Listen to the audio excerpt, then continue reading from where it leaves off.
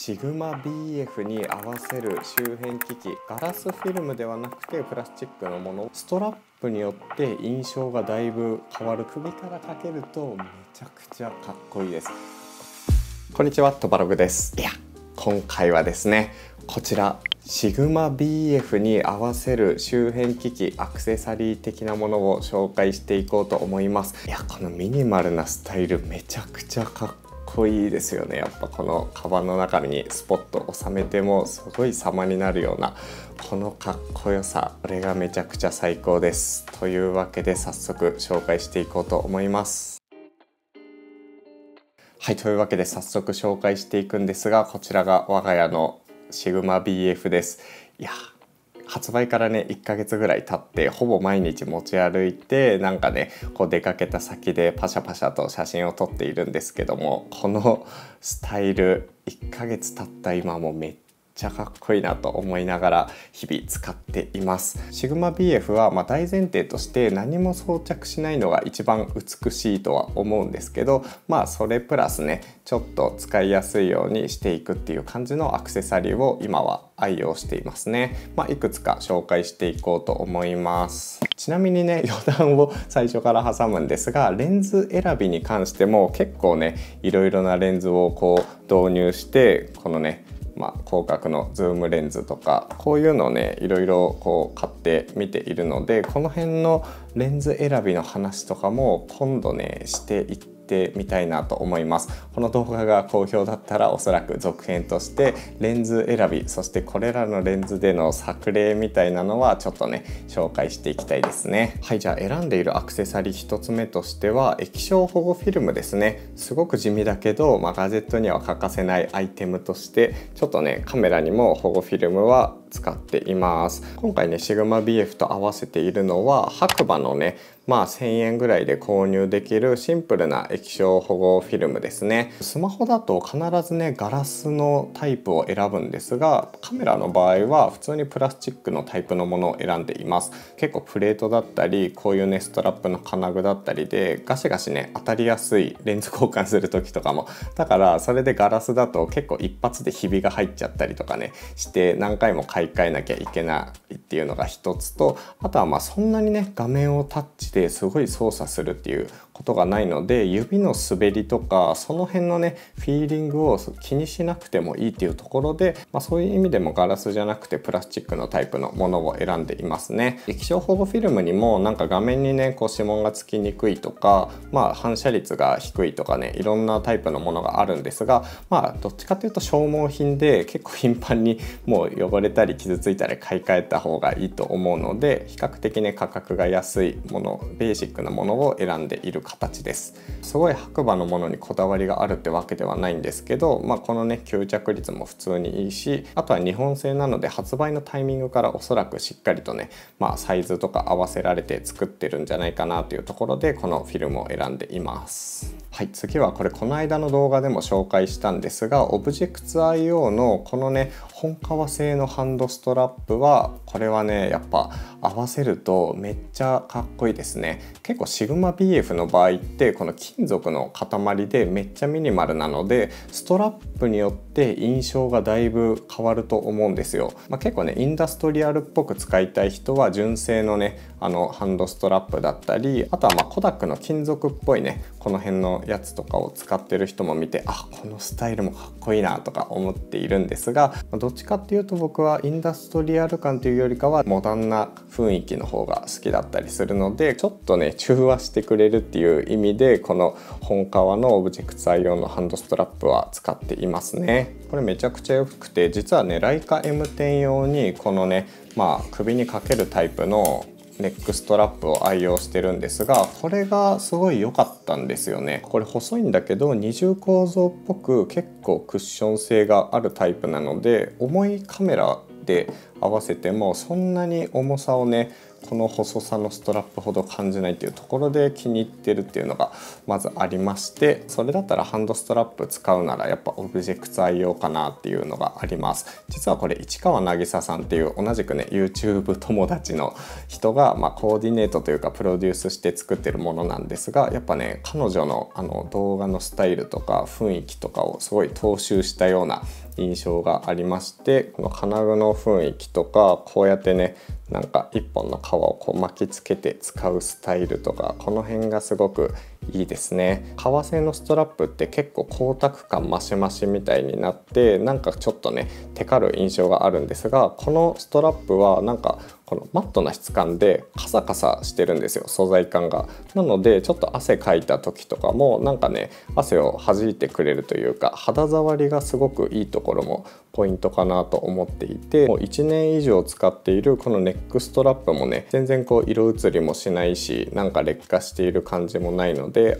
これはすごくいいなと思って、ハンドストラップもこれですね。若干この中のパーツ黒いのが見え隠れするのがもったいないなっていう感じではあるんですけど、こうやって持った時にこういつでもこのハンドストラップスタイルでこうやって使えるっていうのはすごく魅力的だと思いますっていう感じで現状は使ってるんですが、ハンドストラップよりネックストラップスタイルの方が、気軽に運用できるなっていうのが正直ありますね。これレンズが結構ボコッとでかいのもそうだし、重さも割と重量感あるので、ずっとこのまま持ち歩くのは結構しんどいから、やっぱこう出かける時とか子供と公園に行く時なんかはネックストラップの方が楽かなみたいな印象があります。そこでちょっとね今回導入してみたのがこちらですね。実はこれハンドストラップをつけられるリグというか、アダプターみたいなねものを装着しています。これツイッターで個人の方が作っているのを見かけてブースでね購入しているんですが、としさん系ラボって読むんですかねっていう方が作っているもので、このプレートすんごいよくできています。こんな感じでしっかりアルマイト処理がされているのと、このねネジの部分もしっかりステンレス製の結構ね太めのものが使われていて、プレート側にねこういう凸みたいなのがあって、この底面の穴に合致するので、これをねカチッとこう装着軽くしただけでも全然こう滑ったりずれたりしないっていうところがすごいよくできてますね。薬指を引っ掛けるためのこのちょっとしたパーツが備わっていて、若干ですけどこれによってこう持った時のねグリップ感が増すかなと思います。バッテリーもね装着したまま取り外しができますね。でカラーリングも、若干違いはあるんですけど、ある程度近い色でまとめられているので、変にね別のリグを買うとかよりはすごく相性がいいアイテムなんじゃないかなと思ってます。こんな感じ、若干使ってみて感じるのは、こう置いた時にレンズ側がねこう若干傾くところですかね。シグマビーフってそもそもこのレンズの高さにボディが合わせてあるので、このまんまねこれがなかったらピタッと置けるんですが、これをねつけてしまうと若干こう肩ってなるのは気になるところです。とはいえどんなパーツを使ってもそれは起きうることなので、ここまでねクオリティが高いものをしかも5000円ぐらいで購入させてくれるというところがすごいなと思います。ありがとうございます。一番のポイントはネックストラップ装着できるようになるっていうところですね。こういうタイプのさっき紹介したネックストラップ、こんな感じで、首からかけて使えるのでそれがいいかなと。ちょっとネックストラップっぽくするとこんな感じですね。動画への収まりはちょっとあんまり良くないんですけど、こんな感じで首からかけるとめちゃくちゃかっこいいです。こうやってぶら下げておくと、ちょっと家族で出かけたりとか子供と公園に行くみたいな、そういうシーンでもすごくねマッチしてくれる気がしますね。現状ねちょっとここリングだとやっぱ干渉しちゃうので、ストラップタイプのものに付け替えなきゃなって感じなんですが、こういうねスタイルで持ち歩けるようになるっていうパーツでございます。ちなみにこういうパーツで言うと気軽にね手に入るものだと、このピークデザインのねこのネジ穴に固定するタイプのストラップホルダーだったり、あとはこれヨドバシかなんかで見つけたと思うんですが、360度カメラにねストラップつけたくて使ってたやつで、これとかもねちょっとこう本体を立てておくとかができなくなるんですが、最低限ねこういう感じで底面につけてこう持ち歩くとかもできるかなと思います。見た目はねそんな悪くないんですけど、こうやってね立てることがよりできなくなってしまうので、その辺だけちょっと注意って感じですかね。いろいろ探した中で圧倒的にバランスが良くて見た目がかっこいい、そして目立たないものとしてはこのストラップホルダーだったので、こちらはねちょっと数量限定っていう形だそうなんですが、これは本当に紹介しておきたかったなっていうアイテムです。はい、続いてシグマ BF と合わせてるアクセサリーってほどでもないんですけど、周辺機器としてはやっぱり USB-C ケーブルですね。シグマ BF 内蔵 SSD でデータ転送する場合は USB-C ケーブルが必須なんですが、そのためにね、この僕は Apple の Thunderbolt 3ケーブルを合わせています。別にシグマ BF 用に買ったわけじゃなくて前から持ってるんですが、長さが割とちょうどいいサイズ感で、かつこれ転送速度がすごく速い、しかも安定して接続できるっていうところで、これはね今使っているところですね。ちょっといろいろ今のところこの動画撮りつつなんですけど、 USB-C のねめっちゃ短い転送用のやつは探していて、なんかポケットとかガジェットポーチにもっと収まりのいいこのぐらいのサイズ感のやつとかあったりするんですよね。でそれとこうやってねスマホをこうカシャッと接続すれば転送できるっていうものもあったりして、そういう方が正直ね、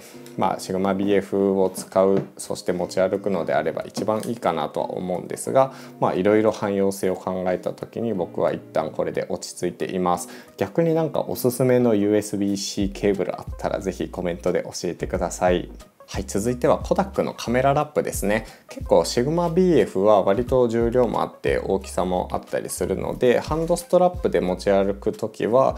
使わない時はやっぱカバンの中にしまっておきたいんですよ。そういう時に一番ちょうどよく、色も結構シグマ BF と相性いいかなみたいなので言うと、コダックのこのカメララップは結構クッション性もあって、あんまりホコリがつかないタイプなのでおすすめかなと思ってます。素材感はこんな感じですね。ややアウトドア寄りのシャカシャカとした風合いのリップストップラインのナイロンが使われていて、でこのホコリがつきにくい素材感、そしてこの一応ねクッション性が結構ちゃんとクッション性があるタイプなので、ガジェットとかと一緒に持ち歩いてもこのシグマ BF のこの角でね他のガジェットを傷つけてしまう心配が少ないかなとは思っていて、このスタイルですね。全く使わない時はカバンの中にこんな風に入れて、ちょっと使いそうかなっていう時は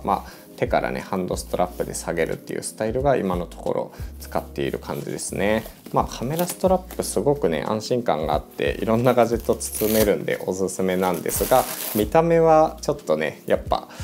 このまんま持ち歩いた方がかっこいいのよなっていう感じはしてしまいます。はい、という感じで今回はさらっとなんですけど、シグマ BF に合わせるアクセサリーたちをちょっとまとめて紹介してみました。本当にね今いろいろと1ヶ月経った段階でどういう風に持ち歩こうかなとか、どんな風に使ったら快適にもっとなるかなとかをねいろいろ考えてる段階なので、是非シグマ BF のユーザーの皆さんもこれおすすめだよっていうのがあったら教えてもらえるとすごく嬉しいです。そして、今回はちょっとねアクセサリーに特化した動画だったんですけど、ゆくゆくはというか第2弾としてやっぱりねライカレンズを組み合わせたらどんな感じになるのかとか、このライカ TL のちっちゃいレンズいいよねとか、ルミックスの S9 用のこのズームレンズ1840のこのズームレンズ実は結構相性いいんじゃないみたいなのとかね、この辺のレンズの話とかもちょっとね後日していきたいなっていうのがあるので、この動画好評だったらちょっと後々撮っていこうかなと思います。というわけで今回の動画は終わりにしようと思います。ぜひ気に入っていただいた方チャンネル登録、いいねボタン、コメントお願いします。というわけで次の動画でお会いしましょう。とばログでした。